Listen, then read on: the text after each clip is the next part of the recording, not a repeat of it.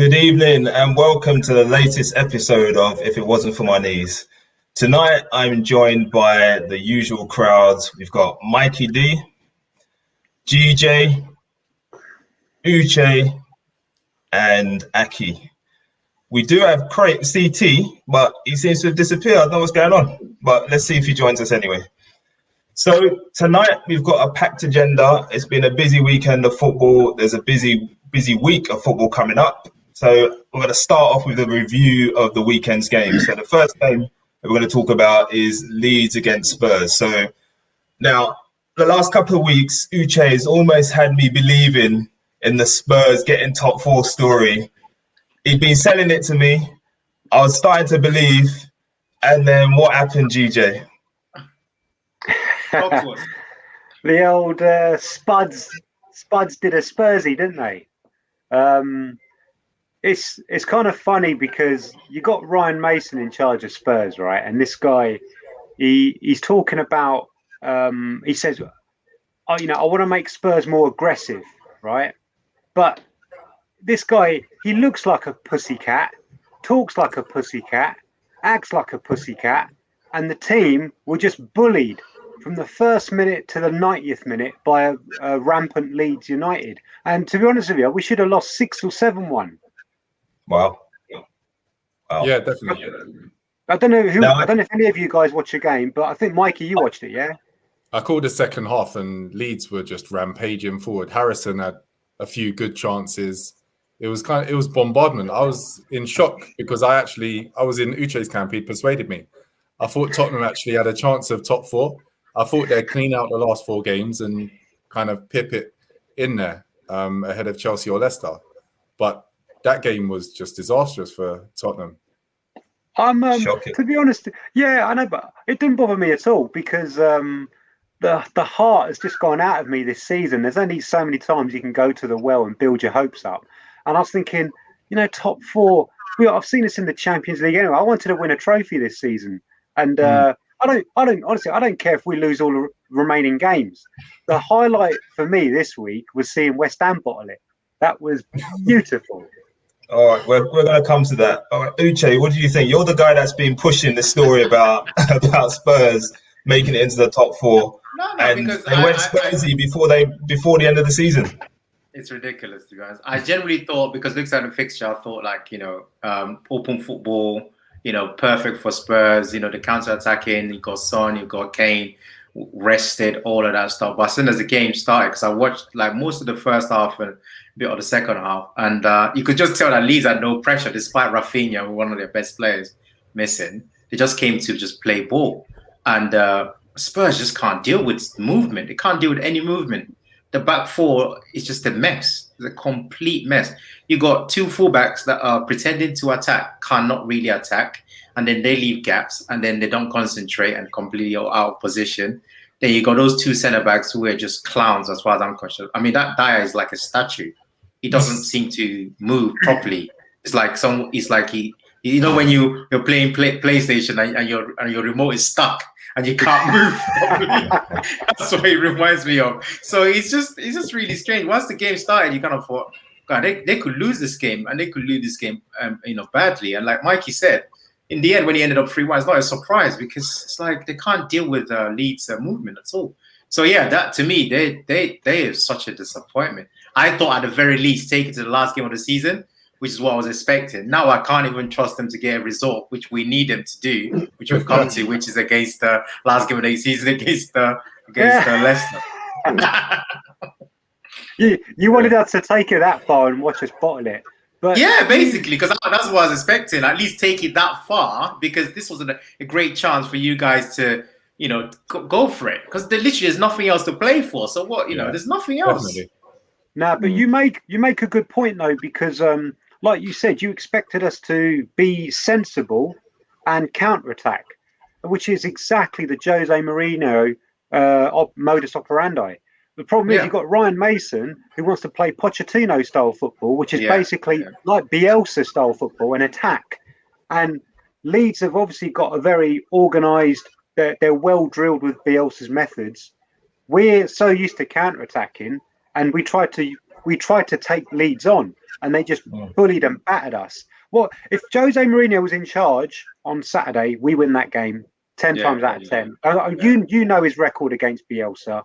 Yeah, I'm not We win buying that that. You're not having that, Mikey. Jose's not there for a reason. Leeds were able to leave Rafinha, Phillips, Rodrigo on the bench. They came on, they rested Bamford. They were dominant in that game. I don't see what Jose would have done with that same set of players, because he wouldn't have. There would have only been 1 or 2 changes from the actual players that played. You would have still had Dyer in defense. You would have still had Aurier. Like, you're just a mess in defense. Reguilon would still be there, like, doing the same nonsense. They can't defend. No, but we would have sat. We would have sat and countered them. Sat where? Countered with who? With No, but Son, seriously, with Gums, Kane. Bale And was non-existent. also Moura would have played. And Gareth Bale, your beloved Gareth Bale, yet again, he has failed to score or do anything Wait a against minute. the No, top 10 relax teams. yourself about my beloved Gareth Bale. Stop misquoting. It's your beloved. He plays for you, mate, not Arsenal. No, but you no. I'm going to quote you. You was bigging up. £600,000 a week. Quote me. Yeah. No, that's a lie. But you was bigging up when you was more excited than me when we signed him. Fact. No way. Yes. Way. Not having it. We're in the lads. It's in the WhatsApps, and Yeah? you were saying, "Oh, Bale, What was I saying? You said Bale, Kane, and Son could be the best front 3 in the league." Could. You're right, and they weren't. Yeah, and I said they weren't. You're right. They They could have been. They could have been, and they aren't. Coulda, woulda, shoulda, wasn't. Who's the best 3 in the league? Who's the best front 3 in the league? Tell me. Salah, No, I asked you. Mane, Firmino, Salah. No, it's not that. So I want DJ to come. DJ, answer. Right. Yeah, Willian. Who's the best front 3 in the league? Who is the best front 3 in the Yeah, it's league? coming. That's what I thought. DJ, You can't even name a best front 3, can you? I know it's not Bale's, Kane, and Son. Who's the best front 3? Just quickly, off the top of your All head. right. Top of my head, I would say probably Man City's front 3 Of who? of Foden, Jesus, and that other guy they got up You front. breezer. Sterling. Get out of it. Jesus isn't in any top front 3. That's where you're just chatting rubbish. Have a little pint and then come back to us later. Look, Bale, did you see Bale? If you want to get techie here, if you want to get techie about front 3s, Kane and Son will match up to any 2 in a front 3 this season. Yeah, Chat to me. definitely. Yeah. So the absolutely. third member of a front 3, if you take Liverpool, Mane and Firmino have been awful. Salah's output is exceptional. If you want to actually look at City, then the front 3 that you'd be looking at is probably Foden, Mahrez, and a fake 9. So you're lost straight away, GJ. You need to come with facts when you present your argument to me. No, because you're making a straw man argument. No, you can't give me a front 3. I'm not talking about. I'm not talking about Son or Kane. I'm talking specifically about Bale. No, you said front 3. Guys, what did he say? Front 3. Yeah, it says front 3. Yeah, but obviously I said front 3, but that is in relation to Gareth Bale's input in that front 3. The guy's dead against top teams. So you'd rather have Moura, is that what you're saying? Yeah? Yes. Okay. Wow, that's But to be honest, Gums, and I'm sure you watch them more than me, but that back 4, man, you guys are gonna be going to where Arsenal are next season if you carry on with that. That back 4 is a stuff now. I don't know what you're talking about. Yeah, true. I'm just it's gonna be even worse because that back 4, it's not scaring everyone. Anyone could get through that. I was really surprised. But, once they started balling. Spurs do have a better team than Arsenal, though. I think Spurs do have a better team than Arsenal, though, so they're probably. Yeah, because they have Kane and Son up front. They have Kane and Son. That's they have 2 midfielders. They don't have a better team. I wouldn't want any Tottenham players other than Son and Kane, really. Kane. What about Lloris? No. Who wants Lloris? Why would I want Lloris? Oh, he's better than Lino.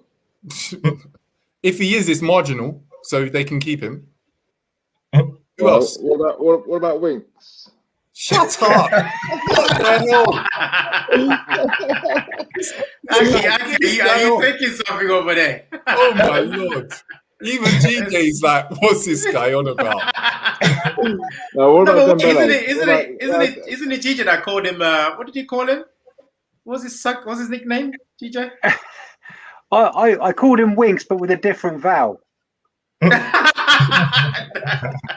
Oh, which one is the other one? The no. Uche, you're right. I said, and this was under Pochettino. Just to add a bit of context here, this was under Pochettino when Harry Winks was playing well. I called him the North London Javi. My heart. Lord have mercy. I mean, this guy's got bashed for days, mate. I admit it. I did call him that.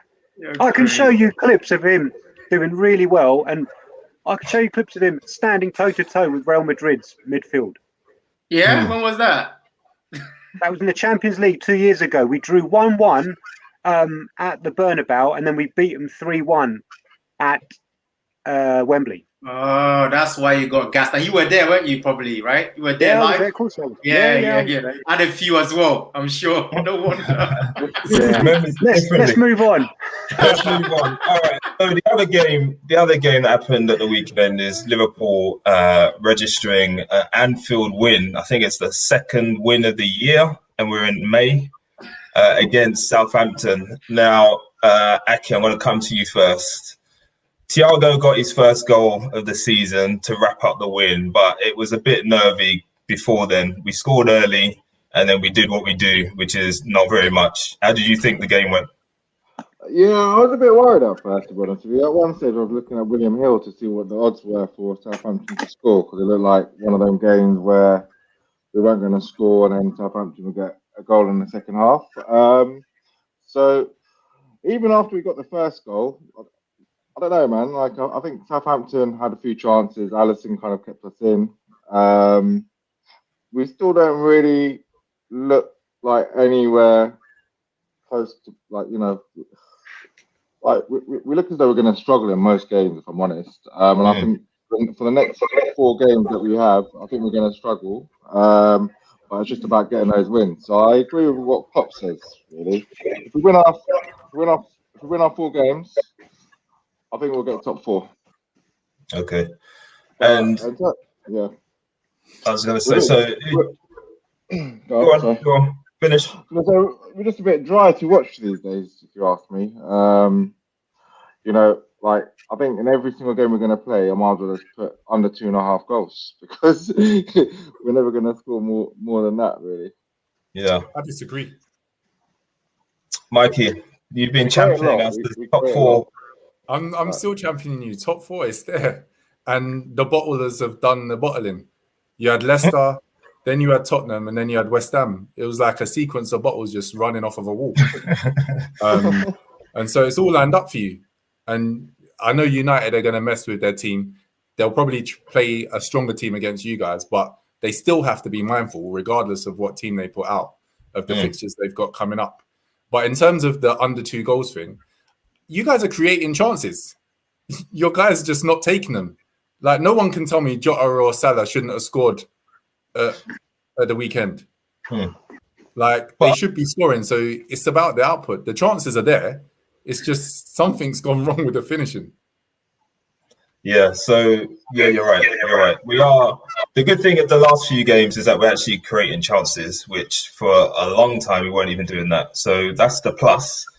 The minus is that we're still missing them. So Uche, one of the things that's not helping our cause is the fact that we hadn't played a game for 2 weeks yet. We lost 4 players to injury somehow. I don't know how that happens, but Liverpool managed to do it. What did you think of? I know from your WhatsApp messages that you were a bit worried about the performance that you saw. Tell us a bit more about that. Yeah, I mean, for me, it's just the same old story. Like, just, you know, copy and paste, same old issues. My biggest problem, like you said, we can't stay fit. You know, these players can't stay fit. I don't know what it is. Always end up being our centre backs that keeps getting injured. I don't know what they're doing in training. I just don't understand it. And it's been going on all season long. And then the game starts, and it's like you dominate, you play, you get the goal, good goal, really nice setup. Salah, Mane, we're in there, and then you just can't get a second goal. You're just trying all these things, and as usual, Southampton got more and more confident, and then we just kept retreating. As soon as it got to like 55 minutes, 60 minutes, I genuinely felt like our legs had completely gone. Yeah. And for some reason, the manager just said, no, I'm just going to leave everyone out there. I'm not going to make any substitute. And he's been doing that for a few games now where he just let them just stay there for longer. And I'm just like, well, what's the point? They've had all these long breaks. You can clearly see that something needs different. Someone else needs to come on to help them out, but he doesn't want to do it. And I was to be honest, I wouldn't say worried because I've kind of almost given up on this whole thing. So I was kind of like, look, do what we normally do. Annoy me, we get the equalizer. Then we're going to try and chase the 2-1. We're probably not going to get it. And then that's that. So literally as the time was just going, you're just waiting. I mean, for Alisson to make 6 saves at Anfield is just nuts. And there were like some really important saves as well. Mm-hmm. So yeah, there's a lot of things that are just not right. And Thursday, it looks very, very likely. I know we're going to touch on the preview that Kabak's not going to be back. And yet again, I just got no confidence. And Rashford and these counter-attacking teams, Fernandes and rest of them, they will probably have a field day. And we need to win that game. We have to win that game before I start believing on anything. I think if we win that game, then we could start talking up our chances. But yeah, we're just the same as usual certainly this year, where when we do click, we can't put the ball in the back of the net. And then at the same time, we know that the chance will come. And it's a question of can the team bury? Thankfully, they had Che Adams and the rest of them. And we got away with it. They're not going to have Che Adams and the rest of them on Thursday, that's for sure. Cavani's going to miss my brothers watching that game. If they had a different striker than Adams, it would have been a different ball game. Completely. Yeah. And they're not gonna we're not gonna have that luxury on Thursday. And they don't do many stories. They don't do that. They're just all about taking their chances. So while you're doing oohs and ahs, they're not doing oohs and ahs, and we know this. So Uche touched on this point before. Houdini 77's commented, why Klopp keeps playing that ridiculous high line with those snails at the back is beyond me. Real, what do you think of that? So I agree. I don't get it, but I have heard Klopp address this particular point, and what he said is that they train a certain way. So they train the players to play a certain way, and it's structural for the whole team to play in that way. And you can't just change it because you've got players missing. That's what he said. So we play a high line regardless of who's in defense. That's the way this team is set up to play. So that's the reason why it's persistent with it. Obviously, when you're seeing Reece Williams turning like an oil tank, or I don't even know what to call it, you're wondering what's going on. You're wondering what's going on, but I'm not pressure. It's easy for me to say sitting here. Reece Williams. Oh, Williams. Okay, yeah, Williams a bit. Yeah. So yeah, it's easy for me to say change it up, but obviously they've got their way of doing things, so that's the reason why it's the way it is. Yeah, for me, I was never expecting them to change it. Ever. Will never happen. Like, because of what Ray said, I know how this guy plays. The plan was never to have Nate there. The plan was never to have Reece Williams there. So he's like, well, we have it. That's why he was hesitating so much not to play certain players and try and play Fabinho there, because he genuinely wants to play that high line. That's what got us the success where we are. So to then completely change that for one season or for a few months, knowing you're going to probably go back again to what actually made you successful, he wasn't willing to do that. Then obviously we know what that means. That means you get to have a field day, and that certainly might be the case on Thursday. Do you guys think that Klopp will go back, kind of continue that system next season then? 100%. When you had VVD at the beginning of the season, you were getting exposed with those diagonals into the trend zone. Yeah. Do you think that he'll adjust that, or you think that he's so kind of focused on that style of play that was successful that he feels that will kind of take you forward again with the right players in? Yeah, I mean, you could drop 5-10 yards max, but nothing like, ridiculous. He'll tinker. They always try and make minor improvements in the off season. So he'll tinker, but the general plan is going to be the same. It's going to be a high line, pressure, all that stuff.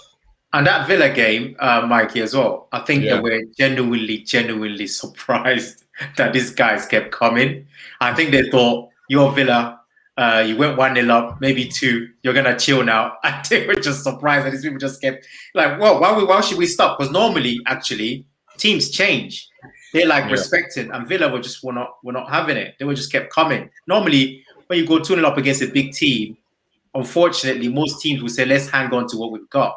And Villa, rightly so, thought we could keep getting joy because we got the players. They had Barkley that day, they had Grealish, they had McGinn, and they had the forward players. It was a free game, though. It was a free game. I mean, how many of their goals was a deflection? I think about half their goals, or 4 or 5 of their goals. But you say that, but in talking about the success in those early games, like not wanting to labour the subject, Villa and Leeds games stand out in terms of kind of how they were able to get in and get opportunities. And you're going to say deflections, penalties, rare, but the goals still came. But it's a minor point. It was just, I would expect Klopp to kind of tweak it a little bit. I don't think that he should be playing such a high line because you'll get exposed. The deeper you play, it means the deeper your strikers have got to play. And Klopp wants to play on the front foot. So that means he has to play a high line so that way, because he likes to play it compact. I get that, but it wasn't really working as well. So the season you guys were real successful. Alisson was exceptional sweeping. VVD was imperious at the back. And you weren't getting the mistakes from Trent or Robertson or Gomez as a combination. This season, it's like everything's kind of been thrown up in the air. Alisson hasn't been particularly good.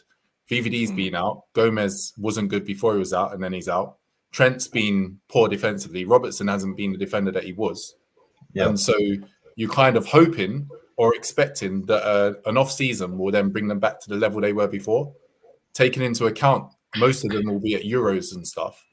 It's kind of like it's not gonna matter. It's not gonna matter, Mikey, anyway. But we know that. So well, yeah.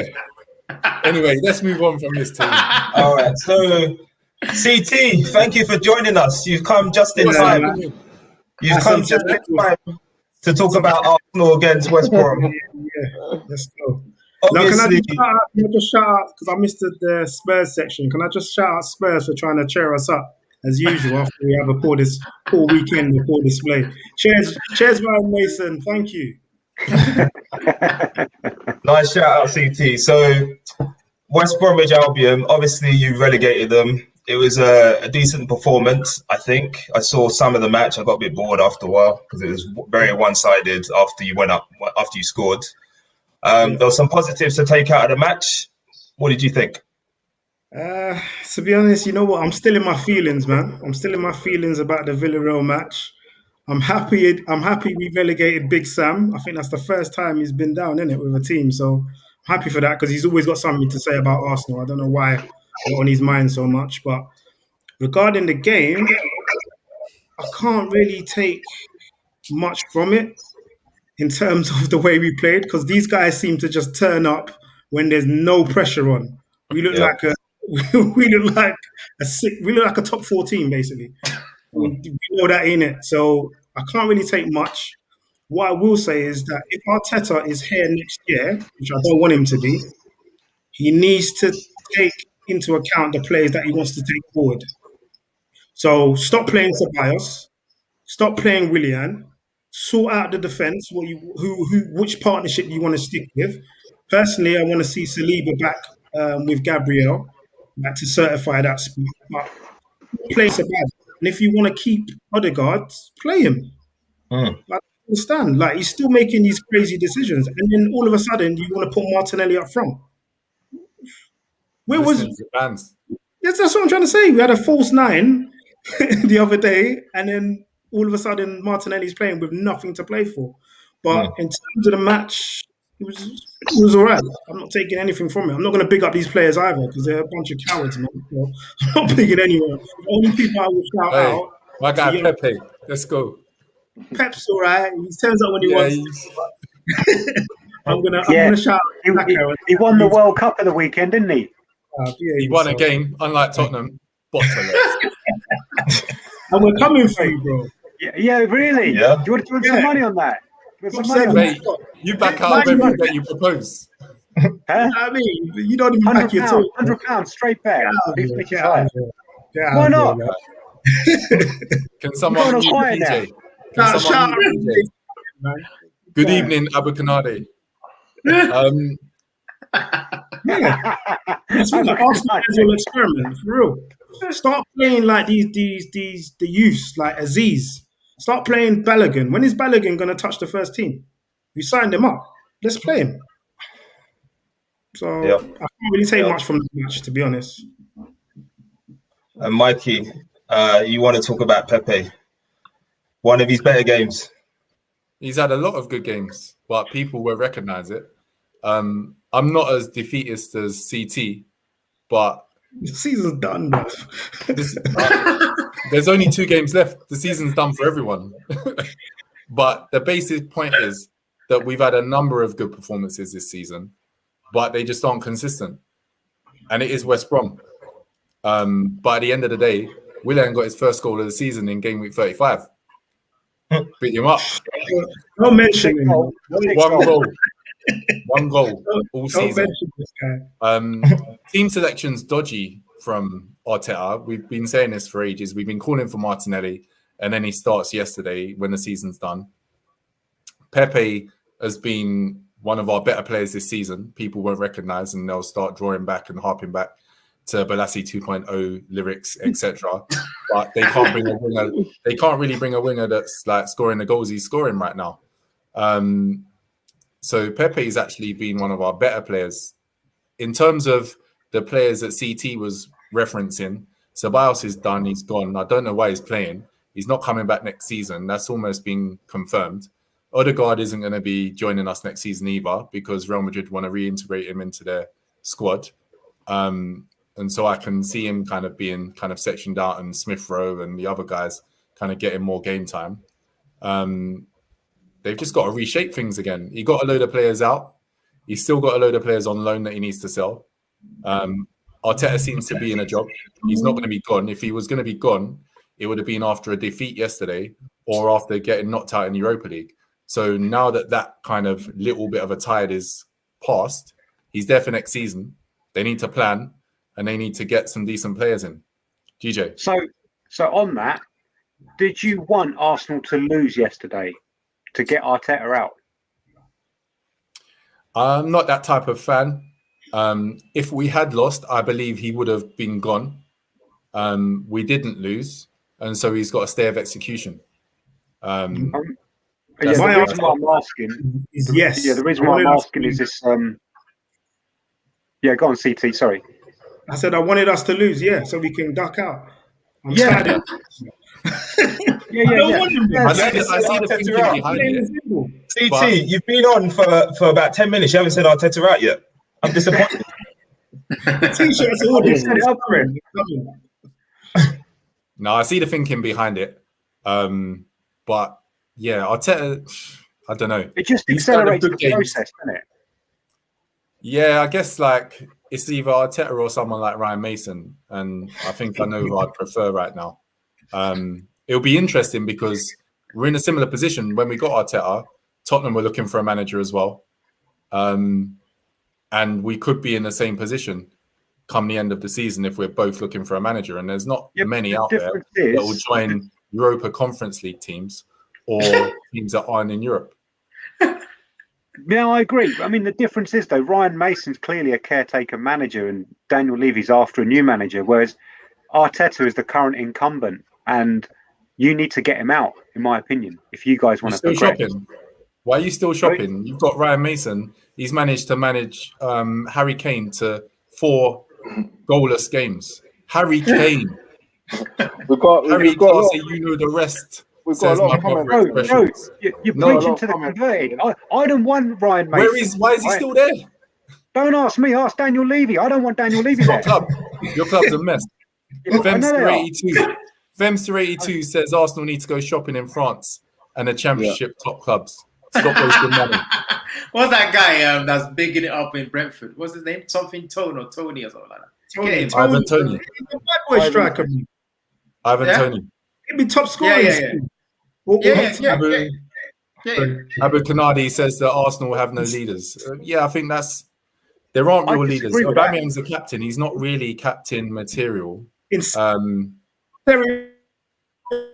CT.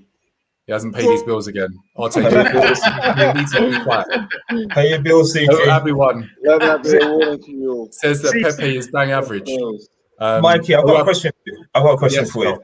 Yeah. So you know my views on Pepe. Just picking up on everyone's point here. You know my views on Pepe. I think he's a talented player. I just don't think he turns up enough. If you're saying that he's been one of your better players this season, what does that say about him really? Because you've had a poor season. Arsenal as a football club had a poor season. He's not the sort of player for me. I look at him, and if there's a championship game to be won, it's the final game of the season. You want somebody to step up. I don't see Pepe being that guy. If you're battling at the bottom of the league, I don't see Pepe being. You know why I disagree? Where was he on Thursday? If you pipe down, GJ, you're one of those bottles on the wall that dropped off. In regards to Pepe, Pepe has stepped up in numerous games this season, and in a poor season where the team's been performing badly, it hasn't been in like the top performances that he's needed players around him to make things happen. He's made things happen. He's taken us to where we are in Europa League in terms of getting us through. If you check his goals out, etc. Goals in big games as well in the Premier League. He's scored more, he's assisted more, and he's, other than Saka, he's our most dangerous player, including Aubameyang and the others. I don't know, man. I think for someone like Mikey who used to, rate ballers and we're not comparing to the golden years, mate. I don't. Yeah, exactly. That's my point. I was going to get clearly to. not. No, I don't know. I don't know what's happening to you, man. Because this Pepe thing, man, is just crazy. Because it's apples and pears. You got to compare to. I understand, but you got. To be honest, I do get it a little bit, but at the same time, I just think you're going overboard with this Pepe guy. But you know the thing, you don't watch us. You listen for things, true. So I can't really take you seriously. Yeah, true, but like, put it this way. Watch us either. Okay. Let me be objective for a second. Let me just be serious, right? You're right. I don't watch you because what would I be doing watching the mid-table team? But if for me, if anything is said, that's the man in the mirror talking again. No. Yeah. When everything is said and done, I don't see like Pepe ever gonna be like getting any vote or one vote for like.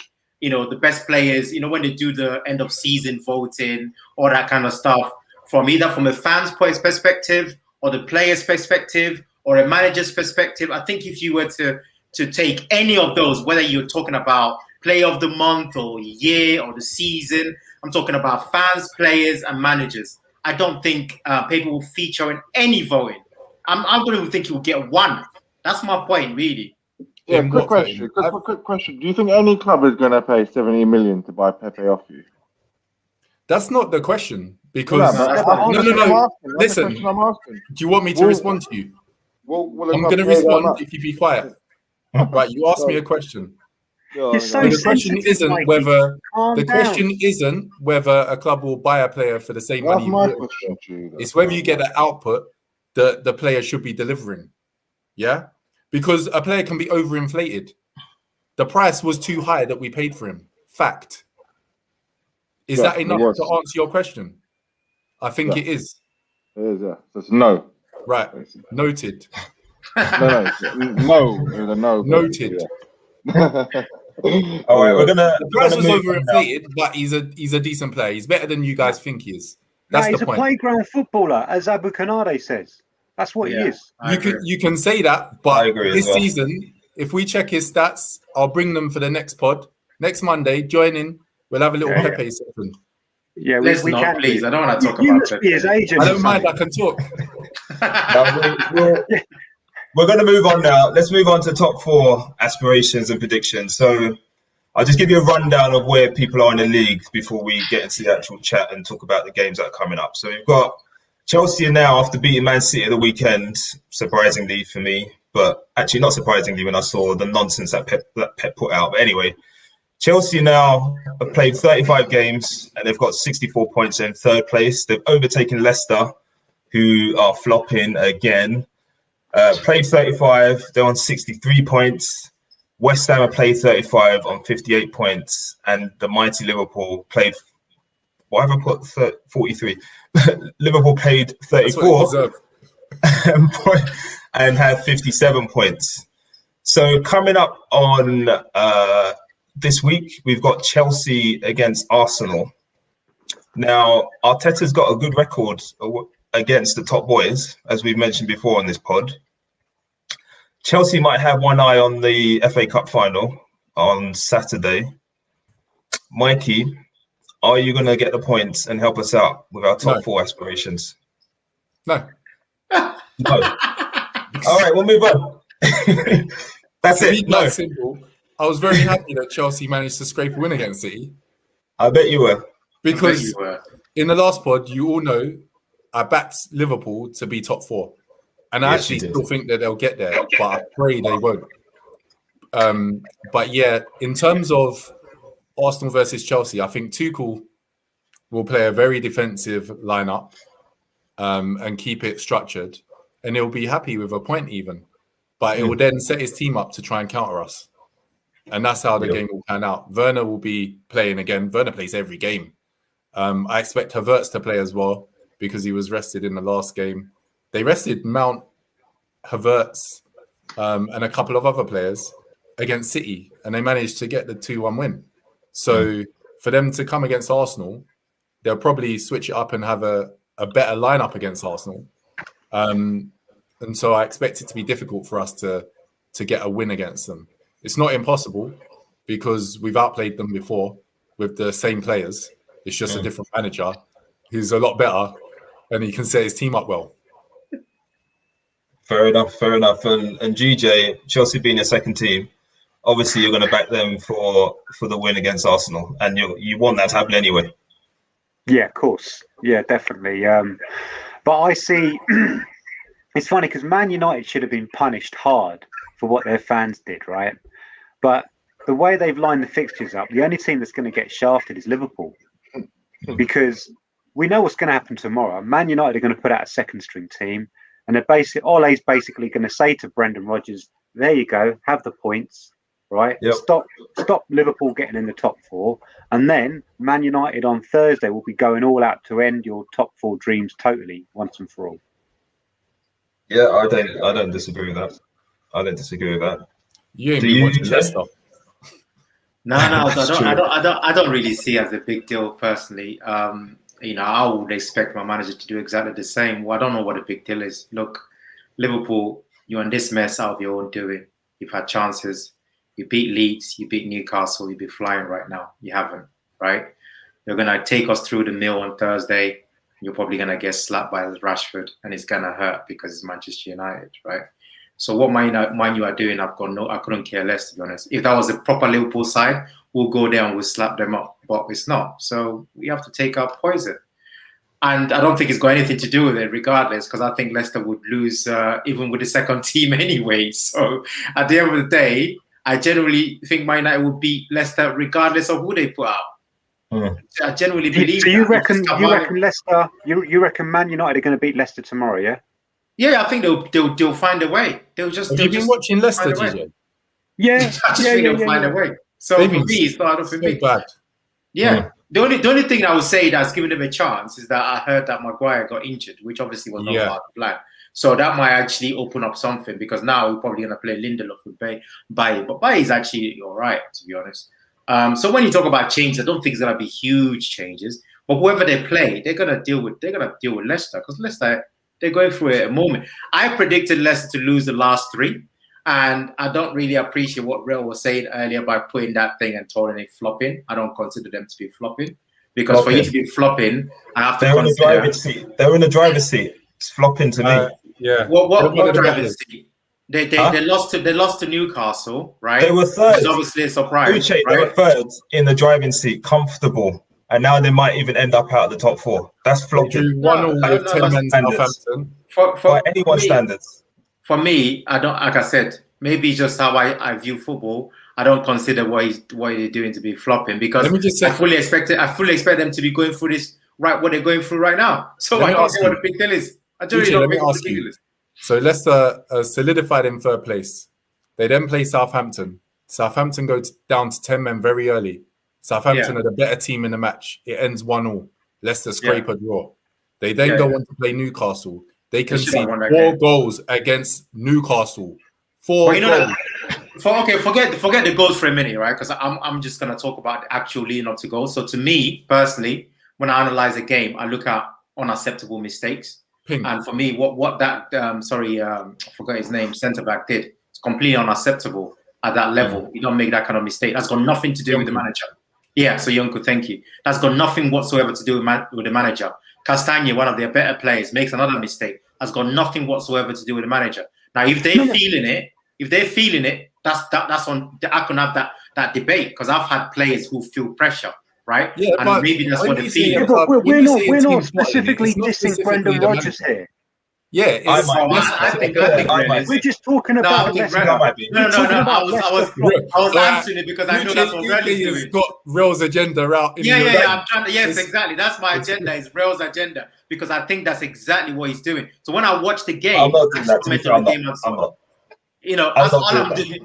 You're always doing it. You can't help yourself. So for me, when I see managers when I see players making mistakes, like unacceptable mistakes, that cannot be on the manager, right? So, but personally, I thought they would lose their last 3 games. But Mikey is absolutely right. If you don't analyze the game at all and just say these games you should win. So you're at home to Newcastle, but I could say the same. We played Newcastle, we should win the game. And we flopped. We should win the game. And listen, you flopped though, and you recognised you flopped, and we had a whole section on you flopping. So we should, absolutely. The same for Leicester. Absolutely, this is what I'm saying. Yeah, this is why I go back to what Rel was saying. Now, I would diss the players all day long. I would not diss Klopp for that floppage because to me, you get. Do you know what I mean? That's a mad. So this flop. is where that's a crazy flop. That's right. This is where Rel is saying it's Brendan. Cool. Yeah, which I did. That's him. But I'm saying it's Leicester. Yeah, exactly. Yeah. I'm with Mikey. I'm saying that I expected. I genuinely, and I'm not doing it on hindsight. I told you, Mikey, my prediction that Leicester were gonna do this.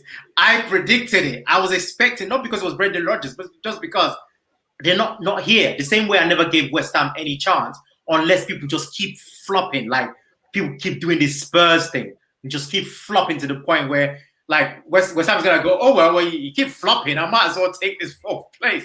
But if you do your jobs, if Liverpool do your jobs, Leicester and West Ham should not be in the Champions League.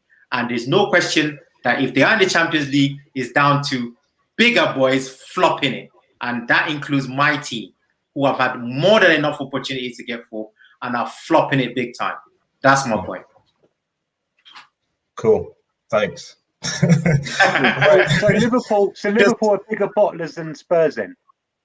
From my point of view, what I've seen this season, we're flopping it big time. I mean, that Monday game which we were doing against Leeds, you could see it coming. All you have to do was defend another couple of set pieces. That's 3 points in the bag.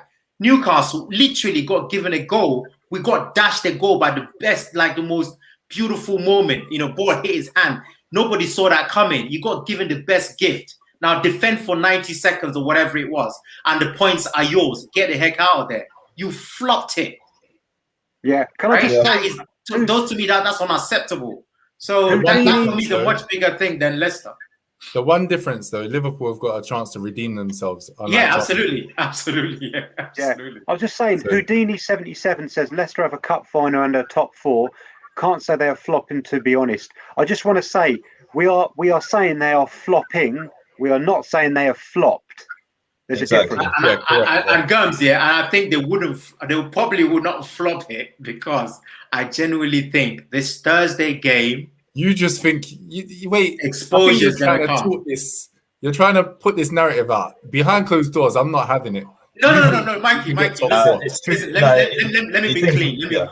Mikey, let me be very clean with you. I know I joke a lot sometimes, but Man United I don't play with. If I think we can brash Man United, you will never get me saying otherwise. And that's why I detest this game on Thursday, because I know it's going to put me in a very, very terrible place. Very terrible place. But you know what? You it's- think it's that, not- but United have got a thing as well. They don't generally kind of smash you. Like when I've seen you guys play, that's what makes it. That's it's what makes been it help 0-0 more. type of games. It's like they're Absolutely. nervous, Yep, you're yep. nervous, That's fair. and so That's what a makes draw it will worse. probably be good enough for you. Yeah, I reckon a draw. I think it'll be a draw. 1-1, 0-0. Oh, it normally is, isn't it? If you look at the last few times these two times teams have played each other, like I said, it's almost like we don't want to lose, and then the other team say we don't want to lose. So they're saying, any which way, any way we win that game, trust me, I'll be singing a different tune after that. Trust me. I still think you might not need to. Yes, mate. Coach B1, Paul won't win enough games to make top 4. I disagree. I think they'll win enough games, and I think Leicester will bottle it. And I think we need to win all of our games. We need to win all of our games. I don't think you'll even have to win them all. Why? I think you can get one draw in amongst them and still get top 4. The way that the season's been going. Have you not seen West Ham fixtures? They've got the easiest fixtures out of a lot of them. Who? West Ham. They just lost. That was the hardest game. All the rest. But West Ham, they've lost 3 of their last 4 games. West Ham are in poor form, you know. Spursy, mate. Yeah, they're not in form at the moment. That's the issue. Let me ask you guys one thing. If Leicester do win at Old Trafford tomorrow, will you think then that they'll get top 4, Mikey, and others? I think they still need another win. It's difficult. I'll give you Leicester's remaining fixtures. So they've got Manchester United, obviously tomorrow. They've got the FA Cup final on Saturday. Then they've got Chelsea again next week. And then they've got Spurs last game of the season. So to answer your question, Germs, right? I had them to beat Newcastle and lose the last 3. So if they were to swap it and now beat Man U, I still expect them to lose the last 2. In which case they still flop it in terms of not getting the top 4. So to me, I got a massive bonus for them losing to Newcastle. So if anyhow they turn it around and get the 3 points back, I still expect them to lose the last 2. So yes, I do expect them not to make it. But it might not matter because we need to win our games. We can't do it. We're not capable of winning games in a row as we used to. That's the problem. You say that though. If we hadn't flopped it against Leeds and Newcastle, we'd have won 5 games on the bounce. I know. Isn't it? That's the issue. Looking at the table though, I think 9 points for Liverpool could be enough. That's what I think. Nah. What does that know mean? why? Because that Leicester. Somewhat. What does that leave us on? Because Chelsea are playing Leicester. Because Leicester's 66 fixtures points. are difficult, and I can't see them getting more than 1 win in their last 3 games. Yeah, neither can I. I'm with you there. So, and also, I think Chelsea will probably lose that last game away to Villa. There's a possibility or drop points anyway, but it might not matter at that point. If Arteta could pull something out of the bag, then it's possible. It will be interesting. By the time our next pod comes around, it will be very interesting. Yeah, exactly. A couple of results have swung. That's when things will open up. Yeah, I agree. Just picking up on Aki's point about West Ham having the easiest fixtures, they've got Brighton, West Brom already down, and Southampton. So Southampton will be on the beach already. Brighton probably the same, similar. So yeah. West Ham. Well, West Ham are 1 point ahead of Liverpool, and Liverpool have got a game in hand. So that's why I say 9 points, I think, might be enough. Yeah. Okay. So for the Liverpool-Manchester United game, Uche, you think it's going to be, what do you think? It's going to be a draw or a win? I'm going to try and stick my neck out and say that we'll somehow, I can't believe I'm even saying this. We'll somehow win this game. I'm just praying. I'm begging it. I'm actually begging it. Because of this Kabak thing not being there. I think it's a field day. But I'm hoping that these guys just pull it out of the bag and just have the best game we've never seen this season and win the game. But that's just me because I can't say publicly on losing to Manchester United. I'm just not gonna do that. So. And Aki, have you got faith in us being able to get the 3 points? No. Confident. And you usually call 0-0 in these games, don't you? Nah, normally I call us to like. I'm normally quite optimistic, but this season you can't really be optimistic. Not when you've got like the youngsters in defence, really. But Phillips has held out well for us. Like, it's not him. Decent. Yeah.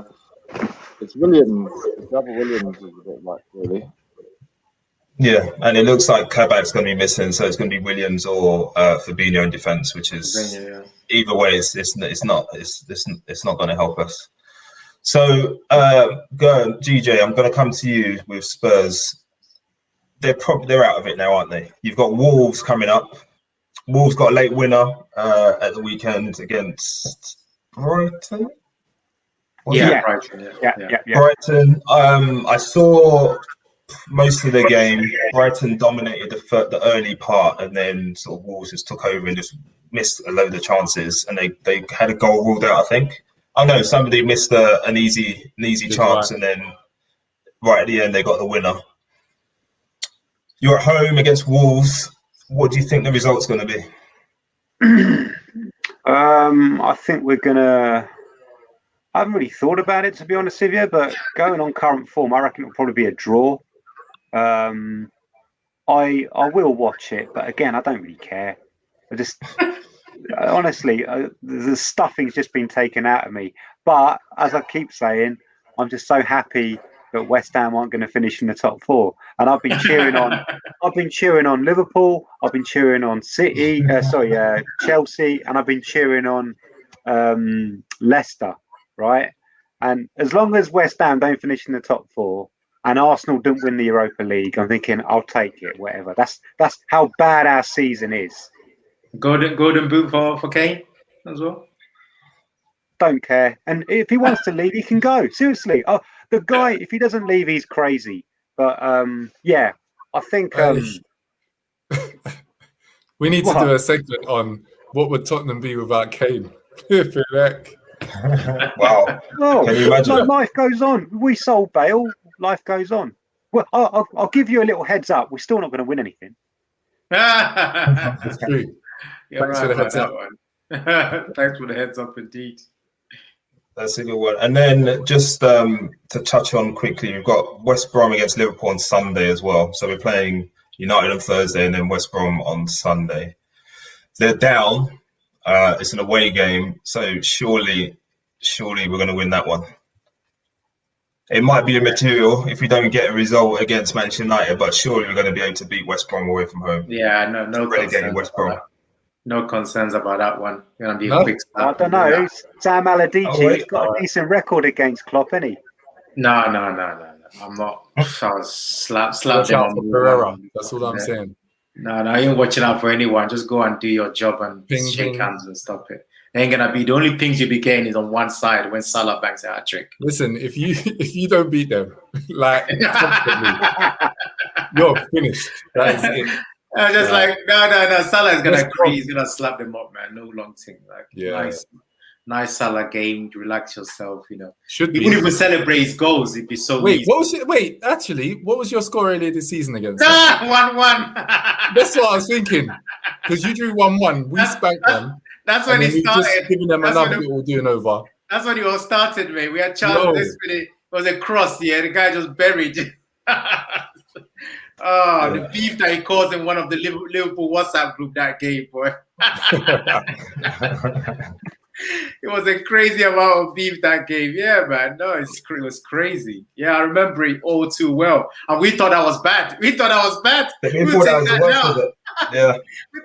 We actually thought that was one of our worst displays. Little did we know who was going to Little did we know. And Aki, what do you think? Do you agree with Uche that it's going to be an easy win? Well, none of them are easy wins these days, are they? Really. Depends on who we play, really, and what the score against Man U is. If we lose the Man U game, then I'll see us losing this one as well.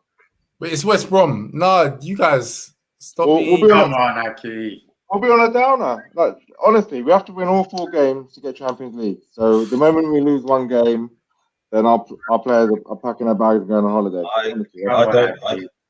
I don't disagree with that. I'm not saying we're going to lose against West Brom. No, wait. We need to trade you guys out. Get some proper fans in. I'm not saying they lose to West Brom, all I'm saying is that given the way we're playing, and they're barely getting up for games where they know what they need to do to win matches, and they still haven't done it. Yeah, good So point. if we don't get a result against United, their minds are going to be elsewhere. That's all I'll say. Yeah. So I agree. I'm gonna say, Mikey, Real predicting a win for Liverpool. That would be the day. Hey, do you know what I mean? Pessimist Real. glass half empty when it comes to Liverpool. That's All right, it. then. So we have come to the end of the agenda today. So as the regular watchers will know, we like to finish on highlights of the week. So I'm going to go first with my highlight, and mine is Sol Bamba, who played for Cardiff. They brought him on towards the end of the game. For those who don't know, he was diagnosed with Hodgkin lymphoma. So he had chemotherapy back in early part of this year. So just to see him in football again the same season is pretty amazing. So that's my highlight of the week. Mikey, do you want to go next? My highlight of the week is Billy Joe Saunders getting knocked out. Deserved everything he got. Destruction of his face, broken orbital bone, quit on his stool. Yeah, what can you say? What a fella. All right, we'll go to GJ because I think some of those might have been some of Mikey's comments might have been aimed at him. GJ, what was your highlight of the week? Obviously, it wasn't that. No, it wasn't that.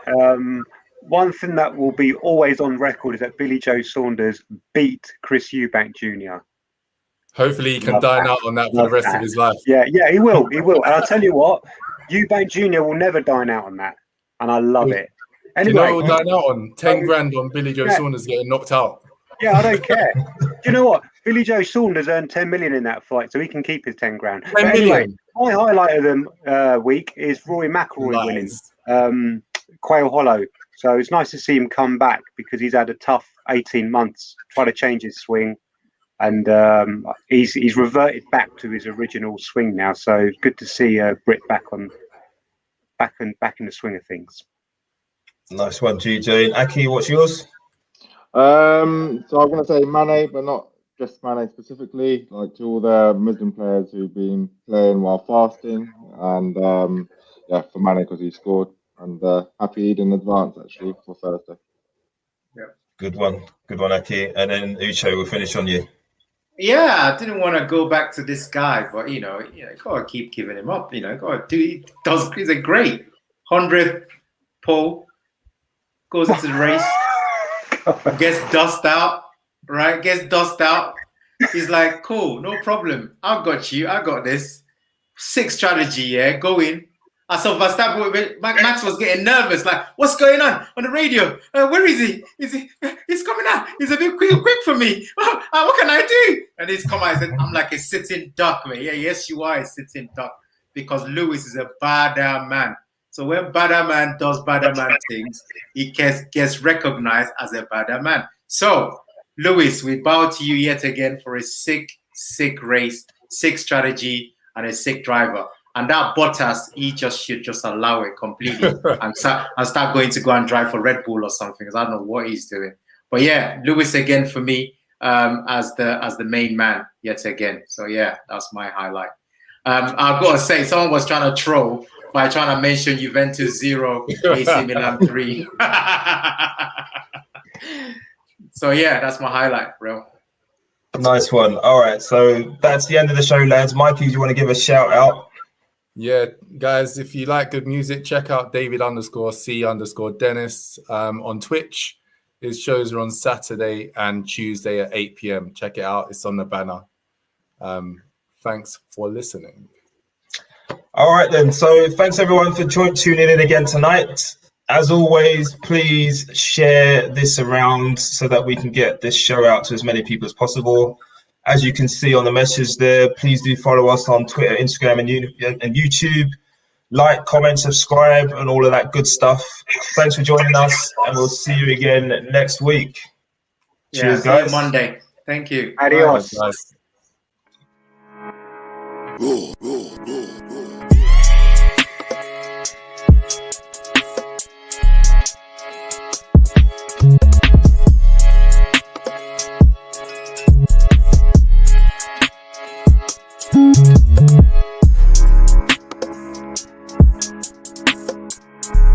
Bye.